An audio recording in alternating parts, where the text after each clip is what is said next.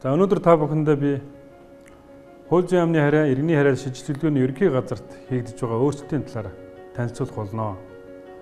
Хуучнаар бол гадаадын иргэн хараатын асуудал эрхлэх газар. Нилээн нууцлагдмал, нилээн хаалттай ийм байгууллага бол манай байгууллага байсан юм аа. Тэгэхээр хууль дүрм нь тодорхой хэмжээгээр тодорхой биш, нилээн их, дээрээс нь одоо үйлчлэгээ тодорхой бус ийм шалтгаанаас болоод бас байгууллага маань өөрчлөлт шинжилт хийх ёстой салбарын нэгэ гэж хууль зүйн сайд маань онцлж хэлсэн. Тэгэхээр өнөөдөр бид бүхэн энэ иргэний хараа шийдвэрлэгээний ерөнхий газар дээр хийгдэж байгаа өөрчлөлтийн талаар ямар өөрчлөлтүүд хийсэн талаар бид бүхэн танилцуулах болно. За та бүхэндээ дараах 6 багц асуудлаар энэ байгууллагаар хийгдсэн одоо ухаалаг үйлчлэгээ шинжилгээний талаар танилцуулъя.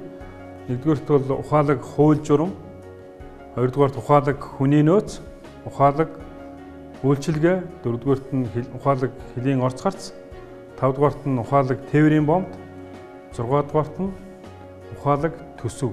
За ухаалаг хууль журмын хүрээнд бид бүхэн хүний засаглалаас хуулийн засаглал гэдэг тэр зорилтыг тавьж байгаа. Бид бүхэн өөрчлөлтийг хоёр төвшөнд хийнэ. Нэг нь дотооддоо хийх өөрчлөлт, хоёр дахь нь улсын хурлаар батлуулах хуулийн хүрээнд хийх өөрчлөлт гэж хоёр хувааж байгаа. Тэгэхээр манай байгууллага дээр бол өнөөдрийн байдлаар бол гадаадын иргэний эрх зүйн байдлын тухай хууль, хараатын тухай хууль гэсэн хоёр том хууль хэрэгжиж байгаа. Тэр хуулийн хүрээнд бол 86 журам үйлчлдэг байсан. Тэгэхээр тэр 86 журам дээр бол асар их тэр хүн сурталыг бий болгосон, төв рүү эрх мэдэл татсан, дарга нь шийддэг ийм одоо зүйлүүд байсан. Дүрм журмын хүрээнд ямар хүндрэлтэй асуудал байдаг вэ гэдгийн одоо нэг жишээ нь энэ байна. Баялгийн аймгийн Цагаан нуурын бомбтор оржсон жичээрийн жолооч виз хүсэхэд тухайн байцаагч руу ханддаг. Байцаагч нь одоо Баялгийн аймгийн албаны дарга руу илтгэх утсаа бичиж өгдөг. Тэр Баялгийн аймгийн албаны дарга нь одоо Улаанбаатар хотод байгаа зөвшөөрөл бүртгэлийн хэлтсийн даргад асуудлаа танилцуулдаг. Тэр зөвшөөрөл бүртгэлийн хэлтсийн дарга нь нэгтэлж үзсний дараа газрын дарга буюу над дээр орж гарын үсгт зурвалд шийддэг ийм одоо тогтолцоотой байсан. Тэгэхээр энийг бид бүхэн өөрчилсөн. Энийг бол энэ төв дээр байсан эрх мэдлийг нь бүгдийг одоо орон нутаг руу шилжүүлэх тэр хуулийн хүрээнд тэр байцаагч нар, албан хаагч нар, мэргэжлэнүүд хийх ёстой тэр одоо эрхүүдийг нь олгосон байгаа. Энэ хүрээнд бол жишээ нь одоо Сэлэнг аймгийн Алтан булгийн бомб дээр 2012 онд 320 виз олгодог байсан бол 5 сарын 1-ээс 2000 виз олгосон байгаа. Бид бүхэн энэ 14 онд багтаагаад 10,000 орчим виз олгоно гэсэн тийм зорилттой ажиллаж байгаа. Ховдын Ярантын бомб дээр 12 онд 23 виз олгодог байсан бол 5 сарын 1-ээс бол 700 орчим виз олгосон байгаа. Энэ маань одоо ямар чухал өөр ашигтай бэ гэхээр тэр орон нутагт байгаа тэр ард иргэдийн харилцаа, худалдаа, дээрээс нь тэр төрийн байгууллагуудын харилцаа, аюул жуулчлал бол асар их тийм эерэг үр дүн авчирч байгаа. Ингэснээр бол одоо манай байгууллагын үйл ажиллагаа бол нэлээд тийм өргөн хүрээтэй, байцаагч нар нь өөрсдөө одоо асуудлаа бүрэн шийдвэрлэх чадвартай тийм байгууллага болгон өөрчлөгдөж байгаа.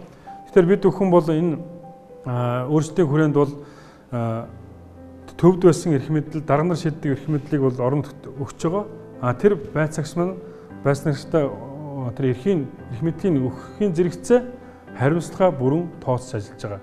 Тэгэхээр энэ дээрх виз олгосон визүүдээс бол ямар нэгэн байдлаар тэр гадаадын иргэн Монгол улсын нутагт хэвсгэрт амьдраад буцааж гарах хугацаанд бол хууль бус үйл ажиллагаа ерөөсөө явуулаагүй. Тэгэхээр бид бүхэн энэ дээр бол нэлээд хариуцлагатай үйл ажиллагаа явуулж байгаа гэж харж байна. За Улаанбаатар хотын Буянтохойгийн бомб дээр 3 дахь орны иргэн виз авахын тулд 14 хоногийн өмнө тухайн компани албан газар нь хүсэлт тавьдаг. Тэрнийг нь одоо яг виз олох хэсэг нь бас тодорхой биш. Ингээхийн оронд нөгөө хүн маань одоо ойрхон тэр консулын газараас виз аваад хүрээд ирдэг ийм тогтолцоотой байсан. Тэгэхээр бид бүхэн энэ асуудлыг бүрэн зэгслээд өдөртөө албан бичгээ бичсний дагуу өдөртөө виз авах тийм боломжийг нь бид бүхэн гаргаж өгсөн байгаа. За ер нь бол бид бүхэн ухаалаг хууль журмын хүрээнд бол байгууллага дээр хийх өөрчлөлт Усыг хурлаар батлуулж хийх өөрчлөлт гэсэн ийм хоёр одоо өөрчлөлтийг бид бүхэн хийж байгаа. Тэгэхээр одоо байгууллагын өөрчлөлтийн хүрээнд бид бүхэн 44 журмаа хүчингү болгоод журам бол иргэдэд ойлгомжтой, үйлчлэгээний одоо дэг журам бол тодорхой төвшөнд одоо сайн төвшөнд очсон байгаа. Тэгэхээр усыг хурлаар бид бүхэн 4 хууль батлуулахын төлөө ажиллаж байгаа. Нэг хуулийн бол бүрэн айлгдын батлуулсан байгаа. Боомтын тухай хуулиар бол хэлийн шалганы нэвтрүүлэгчийг үүрэг бол манай байгууллага шилжиж ирсэн. Тэгэхээр ер нь бол гадаадын иргэн Монгол улсад ирэх, амьдрах, буцаад гарах хугацаанд бол төрийн 4-5 байгууллагаар дамжиж одоо зөвшөөрөл үйлчлэгээ авдаг. Төрийн 3 байгууллагаас бол 2-3 байгууллагаас албан одоо тодорхойлт зэрэг одоо бусад үйлчлэгээ авах юм бол авдаг. Ийм одоо байдал байгаа. Тэгэхээр энэ бүхнийг бид бүхэн одоо нэг байгууллагаар үйлчлдэг тийм тогтолцоог бүрдүүлэхэд тулд хуулийн өөрчлөлтийг хийж байгаа. Боомтын тухай хуулиар бол жишээ нь одоо хэлийн зэргийн шалган нэвтрүүлэгч чиг үүрэг буюу одоо хил дээр давхарцсан үйл ажиллагаа явуулдаг энэ одоо байгууллагуудын үйл ажиллагаа нэгдэж нэг болсон. Хэлийн зэргийн шалган нэвтрүүлэгч чиг үүрэг бол манай байгууллагад нэгдсэн байгаа. Ингэснээр одоо боомт дээрх хүн суртал нэгээр багассан гэсэн үг. Хууль зохиолагчдын эрх зүйн байдлын тухай хуулиар манай байгууллагын албан хаагч нар бол төрийн захиргааны албан хаагчаас төрийн тусгай албан хаагч болно. Ингэснээр цол хэрэгэмтэй болж байгаа. Дээрээс нь одоо хил дээрх нэмэгдэл, цол хэрэгмийн нэмэгдэл, бусад одоо энэ одоо нийгмийн асуудлын хувьд илүү сайн төвшөнд амьдрах, ажиллах тийм боломж нь бүрдэж байгаа. Иргэний хайраа шилжилт хөтөлбөрийн албаны тухай хуулиар бол энэ байгууллагатай холбоотой энэ дүрм журам гаргахтай холбоотой, үйлчлэгээтэй холбоотой бүхэл асуудлыг бүрэн шийдвэрлэх зорилттой байгаа. Гадаадын иргэний эрх зүйн байдлын тухай хуулийг бид бүхэн өөрчлөхийн төлөө ажиллаж байгаа. 2009 онд бол энэ хууль маань бас тодорхой хэмжээгээр бас батлагдсан боловч одоо өнөөдөр бас тодорхой хэмжээгээр бид бүхний хувьд энэ өөрчлөлт нэн шаардлагатай зайлшгүй шаардлага гарч байна. Ялангуяа одоо энэ Монгол улсын одоо эдийн засгийн байдал, дээрээс нь одоо хөрөнгө оруулалтын нөхцөл байдал зэрэгээс шалтгаалаад бол энэ гадаадын иргэний эрх зүйн байдлын тухай хуулийг өнөөдрийн нөхцөл байдал тохируулан өөрчлөх ийм одоо шаардлага зүй ёсоор урган гарч иж байгаа. Тэгэхээр ухаалаг хууль журмын хүрээнд манай байгууллага өөрчлөлт хийхдээ энд одоо 86 журам байсан эрхүүдийг бүрэн авч хайсан байгаа. Өнөөдрийн үйлчлэж байгаа энэ 44 журмаар бид бүхэн альва нэгэн дарганч байна уу, одоо тэр ажилтнч байна уу, бүгдээ альва нэгэн ирэхгүйгээр ажиллаж байгаа. Цаашдаа бол гадаадын иргэний эрх зүйн байдлын тухай хуулийн дээр газрын дарагт олгосон 3-4 бүрэн эрх байгаа. Энийг бол одоо шинээр хуулийн одоо төслийг өргөн байхдаа энэ эрхүүдийг бид бүхэн авч хайна. Ингэснээр манай байгууллага альва нэгэн ирэхгүйгээр дандаа үүрэгтэйгээр ажиллах болж байгаа. Ухаалаг хүний нөөц үр ашиггүй боловсрол хүчнээс ухаалаг хүний нөөц рүү гэсэн зорилтыг бид бүхэн тавьж байгаа. Ер нь бол энэ манай байгууллага маань өөрөө нэлээд тийм урдлын одоо удирдлагын үед бий болсон энэ болсон хүчний маш сайн тийм зохион байгуулалттай байгууллага, маш үр дүнтэй, маш одоо эффективний тийм зардлаар энэ төрийн үйлчлэгийг хил дээр ард иргэдэд хүргэж байгаа. Замуудын боомтоор төрийн 4 байгууллага ажилладаг байсан 4 сарын 1-ээс өмнө. Тэр үед бол жишээ нь гайлын байцаагч нар бол 160 орчим гайлын байцаагч, мэргэжлийн хяналтын 110 албан хаагч, хэлийн зэргийн 90 албан хаагч ажилладаг байсан бол манай байгууллагын 18 албан хаагч ажилладаг байсан юм аа. Тэгэхээр энэ бол маш бага зардлаар маш одоо үр дүнтэй болсон хүчний нөөцөөр энэ төрийн албыг бид бүхэн хэрэгжүүлж байсан гэсэн үг. Тэгэхээр энэ зүйл маань өнөөдөр тэр одоо урдлын удирдлагуудын үед хийсэн тэр сайн зүйлийг бид бүхэн өнөөдөр бас уламжлуулад аваа явж байгаа. Нийтдээ бол одоо энэ төрийн албыг гүйцэтгэхэд бол 118 албан хаагч замууд дээр байх ёстой байсан бол өнөөдөр 80 албан хаагч энэ ажлыг хийж байгаа. Бид бүхэн аливаа нэгэн асуудалгүйгээр энэ төрийн албыг бол бүрэн дүрэн хийж явж байна. 4 сарын 1-ний өдөр шилжсэн тэр хэлийн зэргийн шалган нэвтрүүлэгч чиг үүргийн тэр ажлыг хэлийн царг өөрөө 650 хүний бүрэлдэхүүнтэйгээр хийдэг байсан. Өнөөдөр энэ оронтойг биднэрт 400 хүний бүрэлдэхүүнтэйгээр хий гэдэг тэр одоо оронтойг биднэрт шилжүүлсэн байгаа. Хууль зүйн сайд бол төрийн албан хаагч нэмж болохгүй тэр сайдаас өгсөн үүргийн дагуу тэр 400 хүнийхээ хүрээнд тэр одоо ажлыг бүрэн дүрэн хийх ёстой гэсэн өнөөдөр бид бүхэн энэ үйл ажиллагаа бүрэн дүрэн хийгээд явж байна. Ухаалаг үйлчилгээ. Өнөөдөр манай байгууллага маань нисэгт байрладаг. Улаанбаатар хотын төвөөс нэлээд алсагдмал бүх одоо төрийн байгууллагууд, компаниуд, албан байгууллагууд одоо бүгдээрээ Улаанбаатар хотын төвд байдаг. Тэгэхээр бид бүхэн энэ хэд хэдэн удаа наас цааш явдаг. Эннээс нь болж одоо нэлээд хүн суртал үүсдэг, бичих баримтаа дутуу авчирдаг энэ байдлаасаа болоод бас үйлчлэгч маань өөрсдөө бас тодорхой хэмжээнд өөрсдөө төв уддаг. Энэ байдлыг зэгцлэхийн тулд ухаалаг үйлчлэгийг нэвтрүүлж байгаа онлайн аппликейшн гэж программыг бид бүхэн ашиглалтанд оруулаад өнөөдөр туршилтын хугацаанд явж байна. Жишээ нь одоо Дулмаа гэдэг эмэгтэй гэртээ хоолоо хийх зураа улаан удад байгаа Светага өөрөх тийм боломжийг нь бүрдүүлж өгсөн гэсэн үг. Тэр эмэгтэй нь одоо тэр Дулмаа руу паспортын хуулбарыг интернетээр явуулдаг. Тэрийг нь одоо атач хийгээд манай байгууллагын тэр програм руу орж аппликейшнийг бөглөөд визэн авах тийм боломжийг бүрдүүлж өгсөн байгаа. Бид бүхэн ухаалаг үйлчлэгээний хүрээнд бол Солонгосын Койка гэж байгууллагатай хамтран 5 сая долларын хөрөнгө оруулалтаар иммиграшн төслийг хэрэгжүүлж эхлэхээр байгаа. Тэгэхээр урд нь бол бид бүхэн нэг хүндрэл байдаг байсан. Тэр гадаадын иргэнийг бүртгэдэг манай байгууллагын Никос програм хилээр орж байгаа бүх хүмүүсийг бүртгэдэг хилийн Борекс програм гэдэг байдаг байсан учраас энэ маань одоо харилцан одоо мэдээлэл солилцдгоо энэ байдлаар сууж одоо нэг сараас дотгош хугацаагаар орж байгаа гадаадын иргэд хууль бусаар амьдрах, хууль бусаар ажиллах зэрэг одоо зөрчлүүдийг гаргадаг байсан. Тэгэхээр энэ байгуул хоёулаа нэгдэхтэр энэ одоо иммиграшн төслийн хүрээнд нэг мэдээллийн баазтай болж байгаа.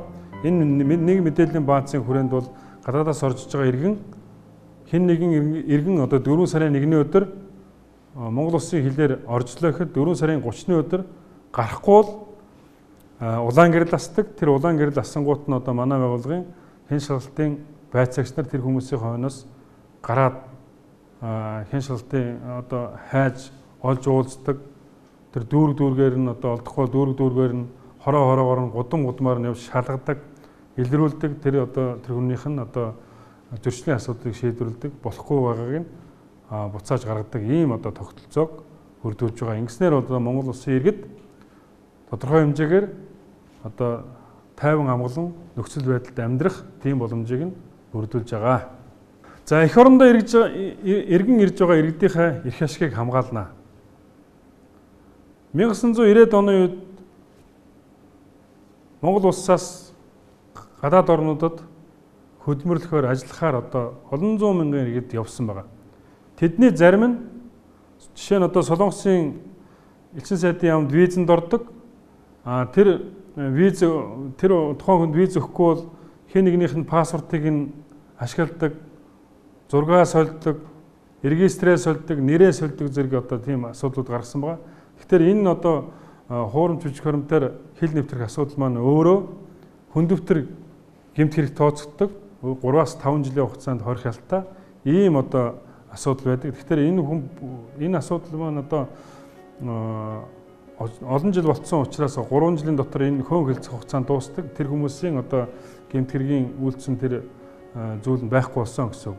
Одоо тэр хүмүүс тэр паспорттойгоо буцаад ирэхдээ хууль хяналтын байгууллагууд нь барьж аваад тодорхой хэмжээгээр асуудлыг шийдвэрлэхгүй удааж олон сар болдог, үүдэндээ суулгадаг. Тэгж эцэст нь захиргааны хариуцлагын тухай хуулиар хэдхэн төгрөгөөр торгоод өнгөрдөг. Ийм одоо хүндрэлийг гадаад ажиллаж ирж байгаа тэр иргэдэд бий болгоод байна. Тэгэхээр бид бүхэн энэ асуудлыг шийдвэрлэхийн тулд Улсын бүртгэлийн ерөнхий газрын паспортын хэлцтэй хамтраад тэр хүмүүст одоо яг өөрийнхөө хог нэрээр, өөрийнхөө зурагтаа, өөрийнхөө регистртэйгээр оржрох аль бие усны бичиг баримтаар оржрох тийм боломжийг нь гаргаж өгнө. Тэр хүмүүс одоо манай байгууллага руу хандаад паспортаа авах хүсэлтэй тавингууд нь бид бүхэн дээр шуудангаар юм уу аль эсвэл одоо гадаад хөдөлгөөний яамны консулын газараа дамжуулан паспортын одоо олгох тэр ажлыг зохион байгуулнаа. Ингэснээр одоо энэ ар гэрээ дээрээс нь Монгол улсын эдийн засгийг тодорхой хэмжээнд одоо хувь нэмрээ оруулсан энэ одоо иргэдийг Монгол улсын төр хүндэтгэлтэйгээр хүлээн авах тийм боломжийг нь гаргаж өгнө гэж бид хүн харж байгаа. За иргэдэд өмгөөлнө. Ер нь бол дэлхийн 200-аад орн байгаа. Тэрний одоо ихэнх орнууд нь бол манай Монгол улсын иргэдэд бол 30 хоногийн хугацаатаагаар виз олгодог. Маш цөөхөн орн 90 хоногийн хугацаатай виз олгодог байгаа. Тэгэхээр жишээ нь одоо манай Монгол улсын иргэн Дулмаа гэдэг хүн Малайз улс руу явлаа. 30 хоногийн 4 сарын 1-ний өдөр гараад 4 сарын 30-ны өдөр ирэхгүй бол тэр хүний мэдээллийг нь бид бүхэн гадаад хэргийн яамны консулын газарт өгнө. Тэр консулын газар нь буцаад одоо тухайн орны консулын газараа дамжуулаад манай Монгол улсын иргэд хаана юу хийж явж байгаа, ямар асуудалтай байгаа талаар нь асууж суруулах одоо ийм одоо боломжийг нь гаргаж өгнө.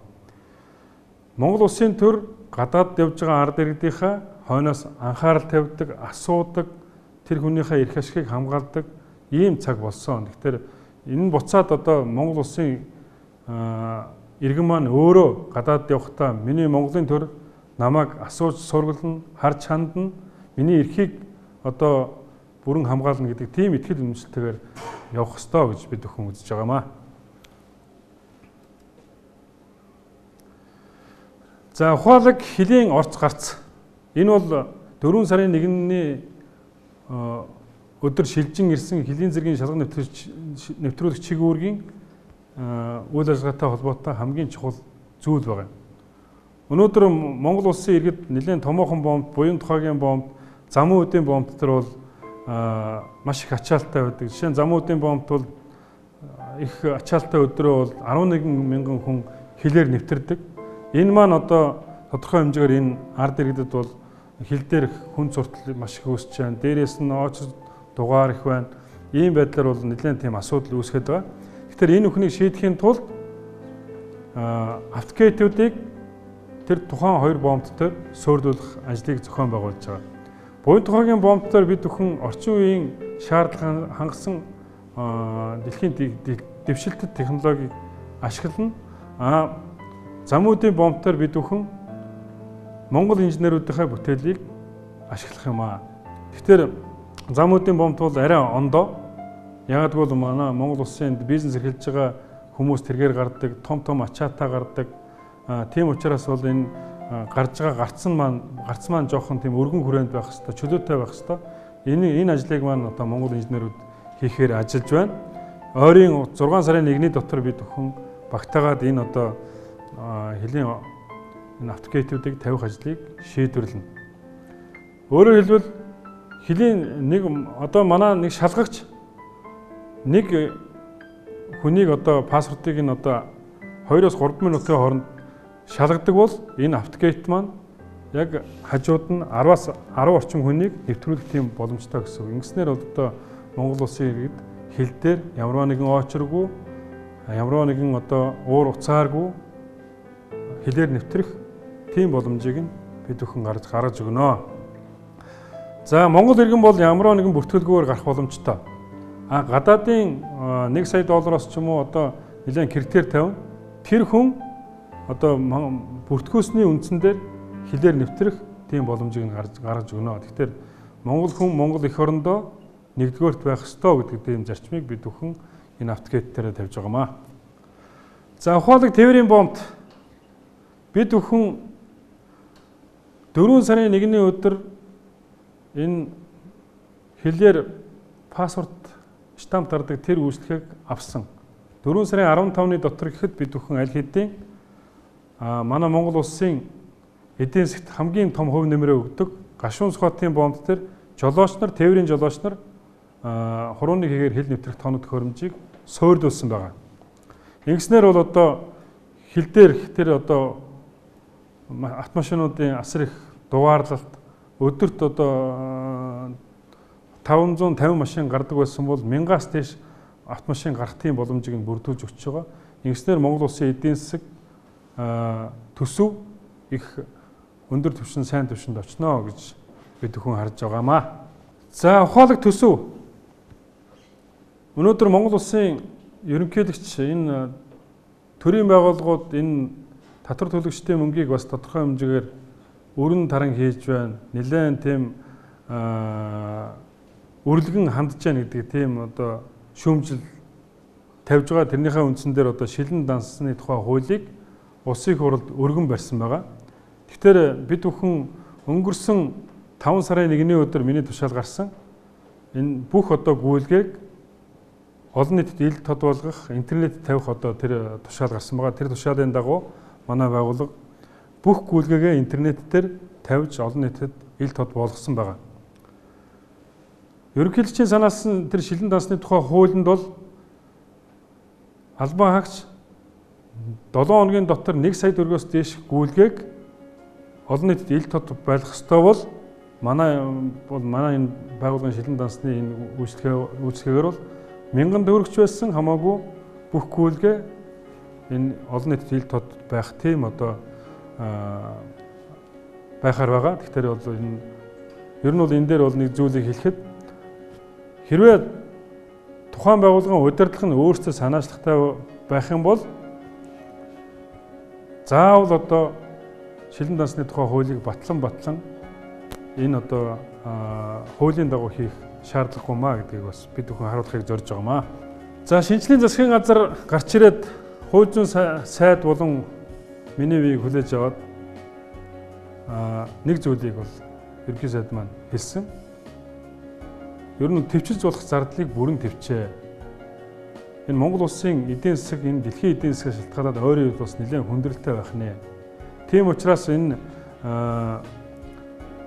зардлуудаа багасгах гэдэг өөрийг өгсөн. Энэ хүрээндээ бол бид бүхэн энэ төсвүүд бол нэлээд тийм үр дүнтэй төсвийг хэмнэсэн үйл ажиллагаа явуулж байгаа. 2012 он, 2013, 2014 онд манай байгууллага нэгж төрний төсвийн хөрөнгө оруулалтгүйгээр ажиллаж байгаа. Бүхэл бүтэн байгууллага 3 жил төсвийн хөрөнгө оруулалтгүйгээр ажиллаж болдгиймаа гэдгийн жишээг бид бүхэн харуулж байгаа. Ер нь бол цаашдаа энэ хэрвээ өөр даалгавар сайдаас маань өгөх юм бол бид бүхэн энэ заавал одоо энэ Монгол улсын эдийн засаг хүнд байхад энэ тэнд нэг байшин барихгүйгээр альсвал одоо тоног төхөөрөмж хэрэгтэй хэрэггүй тоног төхөөрөмж худалдаж авахгүйгээр бид бүхэн одоо энэ бүсээ чангалаад явах боломжтой гэдгийг бас энд хэлье. За бид бүхэн төсвөөс бас тодорхой хэмжээний зардал авахыгаа зэрэгцээ төсөвт орлого оруулдаг. Манай байгууллага өөрөө 2.3 тэрбум төгрөгийн зардалтай ажилладаг. Усад оруулдаг төсөв маань 2012 онд 8.6 тэрбум байсан бол 2013 онд 10.6 тэрбум төгрөг болж 23.2% өссөн байгаа. Өнгөрсөн жил эдийн засаг нэлээд хумигдсан. Төсвийн байдал нэлээд хүндэрсэн. Гэхдээ манай байгууллага бол энэ орлогын төлөвлөгөөгөө давуулан биелүүлсэн байгаа. Энэ маань юунаас үүдэлтэй вэ гэхээр тэр орон нутагт руу тэр байцаагч нарт эрх мэдэл хангалттай өгсөний хүрээнд бол виз олголт нэмэгдсэн, төсвийн орлого нэмэгдсэн. Энэ одоо хүрээндээ бол энэ орлогын төлөвлөгөө бол маш тийм хүнд байхад бол нэмэгдсэн байгаа. Тэгэхээр нэг зүйлийг хэлэхэд бол тэр байцаагч нартаа, тэр албан хаагчтай, тэр орон нутагт нь эрх мэдэл өгөх юм бол төсөв хүртэл ийм одоо давуу тал бий болдгиймаа гэдгийг бас энэ жишээ маань харуулж байгаамаа. За том төрөөс ухаалаг төрлөө санаачлагыг манай байгууллага бол бүрэн дүүрэн дэмжиж дээрх зүйлүүдийг хийсэн. Бид бүхэн энэ дүрм журм маань ойлгомжтой, үйлчлэгээ маань ойлгомжтой ийм байгууллагын төлөө бид бүхэн ажиллаж байгаа. Бид нар байгууллагаараа бас энэ өөрчлөлтүүдийг хийсэн. Одоо бид бүхэн энэ үйлчлүүлж байгаа бүтээгдэхүүн биднээс авч байгаа тэр иргэд маань, тэр байгууллагууд маань бид бүхэнд саналаа тавиул бид бүхэн хүлээж авах боломжтой. Өөрсдийнхөө үйл ажиллагаанд тэр одоо шин санаачлагыг байнгын одоо хүлээж авч өөрсдийнх одоо тийм ирмэлзэлтэй байна. Тэгэхээр манай байгууллагууд та бүхэн бүх одоо сувгаар бүх утсаар онлайнаар бусад үйлчлэгээр бүрэн одоо бид бүхэнд хандах боломжтой гэдгийг хэлье. За бид бүхэн энэ авилгалаас ангид байх урьдчилан сэргийлэх ажлыг бол байн хийж байгаа. Өөрийнхөө байгууллагын ажилд маань өглөө орж ирэхдээ бид бүхэн хаана орж байгаа вэ? Дээрээс нь манай одоо байгууллага руу ирж байгаа хүмүүс бид бүхэн хаашаа орж байгаа юм бэ? Ямар орчинд байх гэж байгаа юм бэ гэдгийг бол бидний хаалган дээрээс бидний тэр офис дотроос бүрэн харах боломжтой. Бид бүхэн авилгалаас урьдчилан сэргийлэхийн төлөө тэр үйлчлүүлэгч маань тийм одоо авилгаас ангид тийм үйлчлэгээ авахын төлөө бид бүхэн ажиллаж байгаа. Энэ дээр бол одоо авилгагүй бус нэвтрэлээ, авилгагүй бүсэд байна гэх зэргээр одоо энэ авилгалаас урьдчилан сэргийлэх үйл ажиллагааг бол бид бүхэн байнга хийдэг. Дээрээс нь одоо сургалт, семинар, лекцүүдийг бол байгууллагынхаа албан агчид бол байнга явуулдаг. Манай байгууллага өөрөө хууль зүйн салбар. Хууль зүйн салбарын шинжилгээг манай байгууллага бүрэн утгаар нь хийж хэрэгжүүлж байгаамаа. Хууль зүйн салбарын сайд нь агентлагийн дарга нь удирдлага нь тэр агентлагт алба хасж байгаа ажилтнууд нь нэг санаа зорилготой, нэг бодолтой, нэг зүйлийн төлөө явах юм бол бид амжилтанд хүрдэг юм а гэдгийг манай байгууллага харуулж байгаа. Цаашдаа бид бүхэн ард иргэдийнхаа тусламжтайгаар, судлаач нарынхаа тусламжтайгаар, энэ үйлчлэгээ авч байгаа иргэдийнхаа тусламжтайгаар, байгууллагынхаа тусламжтайгаар бид бүхэн шинжилгээний ажлыг хурдан хугацаанд өргөн хүрээтэй хийх болно. Бид бүхэн шинжилгээг өдөр тутам, цаг тутам та бүхний саналыг хүлээж авч шинжилгээ хийх болно.